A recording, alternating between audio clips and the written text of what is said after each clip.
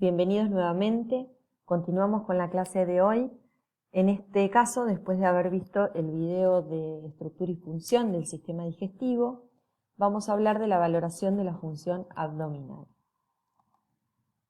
Estos conceptos los pueden encontrar en el capítulo 30, Valoración de la Salud, del COSIER, que tiene el apartado que está el abdomen, el recto, el ano, y en la parte también de cabeza y cuello, toda la primera parte del segmento que corresponde también al sistema digestivo. Podemos encontrar una clasificación neoanatómica que divide el sistema digestivo en tres segmentos. Un segmento superior o de ingestión, un segmento medio o de digestión y un segmento inferior o de excreción. El primer segmento está compuesto por la boca, por la faringe y los 2/3 del esófago. El segundo segmento por el tercio medio del esófago, el estómago, el duodeno, el sistema hepatobiliar, el páncreas, yeyuno y león, el colon hasta la mitad de su porción transversa, ¿sí? Hasta acá. Y el tercer segmento, la mitad del colon transverso, el colon descendente, el asa sigmoidea, el recto y el ano. Esta clasificación nos sirve para, cuando hacemos la valoración, en donde vamos a hacer más hincapié, en este caso, es en el segmento medio, ¿sí? Que es toda la parte abdominal, porque es la que contiene la mayor parte de los órganos, ¿sí? Que forman parte del sistema digestivo.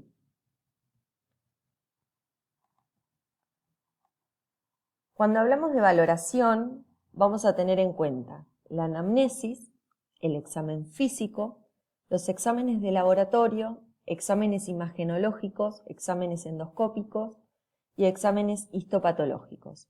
Todos estos tipos de datos nos van a aportar para realizar una valoración completa, ¿sí? del sistema digestivo y así poder tomar decisiones en cuanto a aquellos signos y síntomas que pueden presentar, alteraciones en este sistema.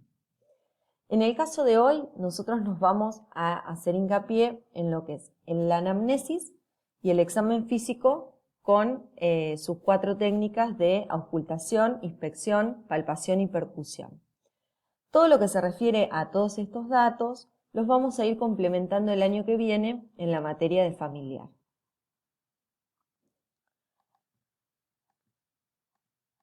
Cuando hablamos de la anamnesis, tenemos que tener en cuenta en el interrogatorio de recabar todos los datos posibles que nos puedan aportar en función a este sistema digestivo. Bueno, datos personales, el motivo de ingreso, de consulta, cuáles son si hay antecedentes de patologías personales y familiares, cuáles son los hábitos alimenticios, ¿sí? de esa persona, o también de comportamiento, como puede ser el consumo de tabaco y alcohol.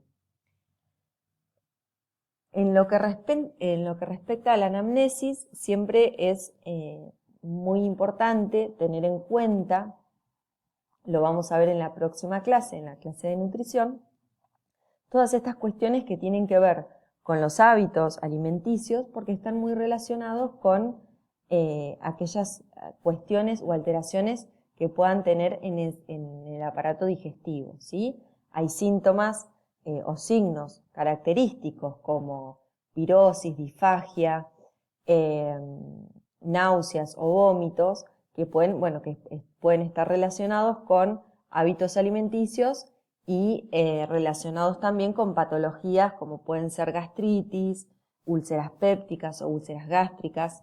El consumo de alcohol o de tabaco también son irritantes de la mucosa del sistema digestivo, por eso también son datos que uno tiene que ir recabando.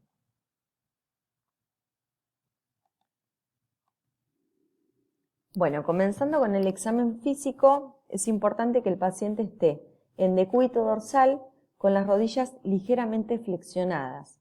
Esto lo que posibilita es disminuir la presión intraabdominal, ¿sí?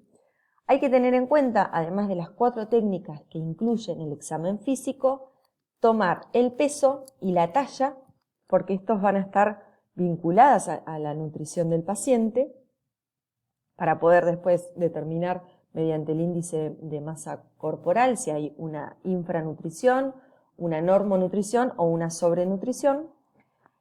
Con respecto al color de la piel, en general, una inspección general, porque bueno, puede haber ictericia o petequias que también están relacionadas con alteraciones del sistema digestivo.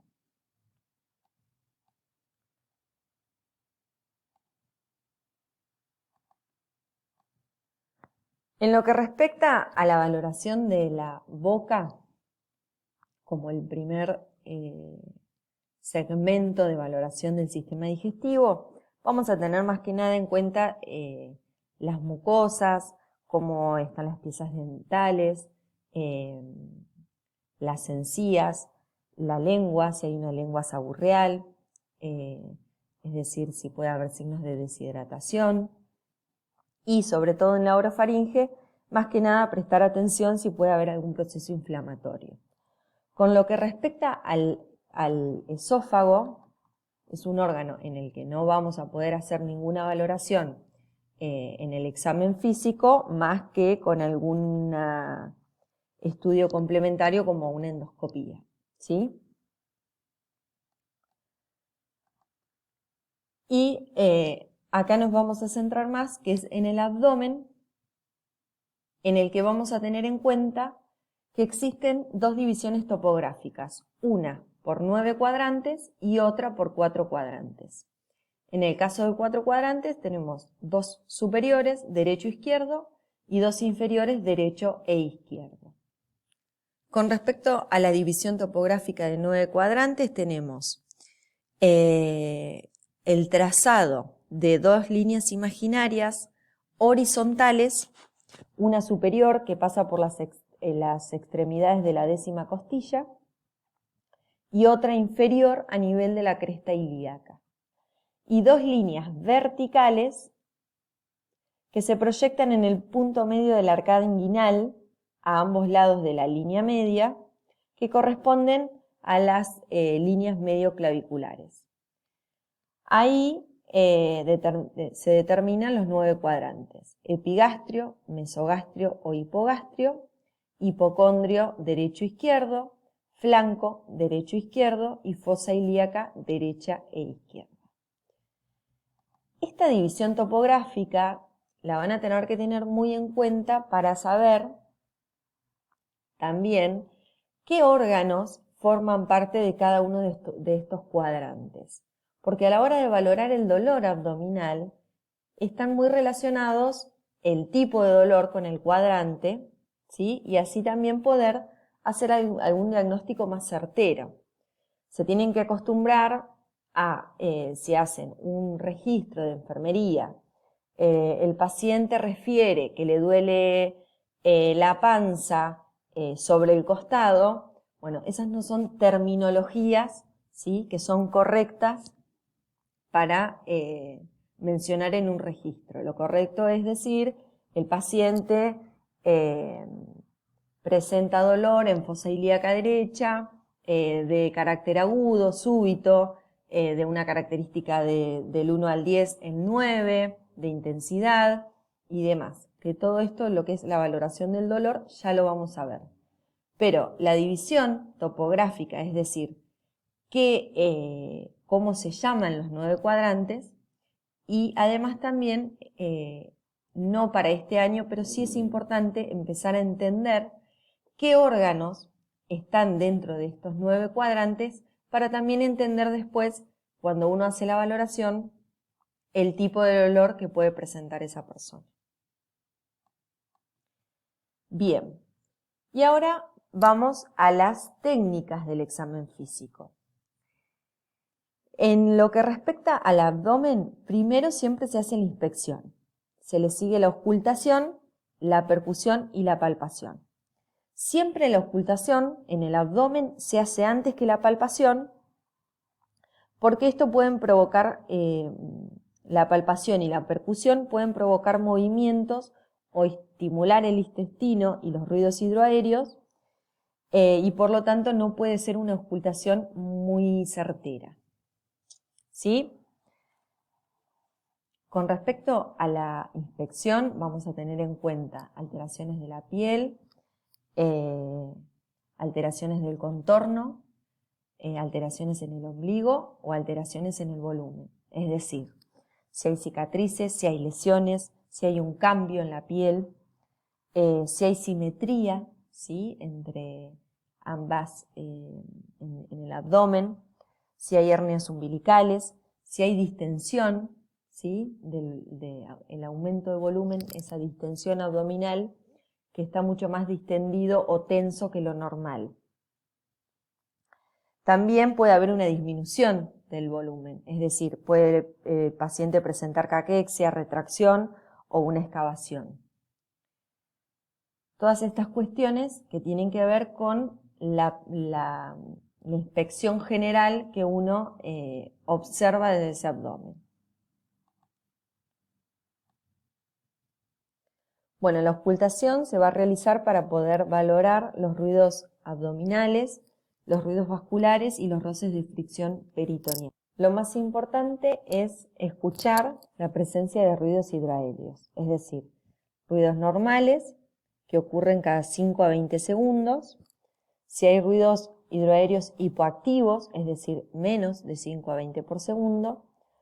Si hay ruidos hiperactivos, ¿sí?, muchos más mayores a 5 a 20, o si hay ausencia de ruidos hidroaéreos. Eso también nos va a dar una alteración cuando, por ejemplo, tenemos un hilio paralítico en algún sujeto que está pasando por un abdomen oclusivo o un abdomen agudo. ¿Cómo hacemos la auscultación? Bueno, por medio del estetoscopio, colocamos el diafragma sobre el abdomen y vamos escuchando la presencia de estos ruidos hidroaéreos.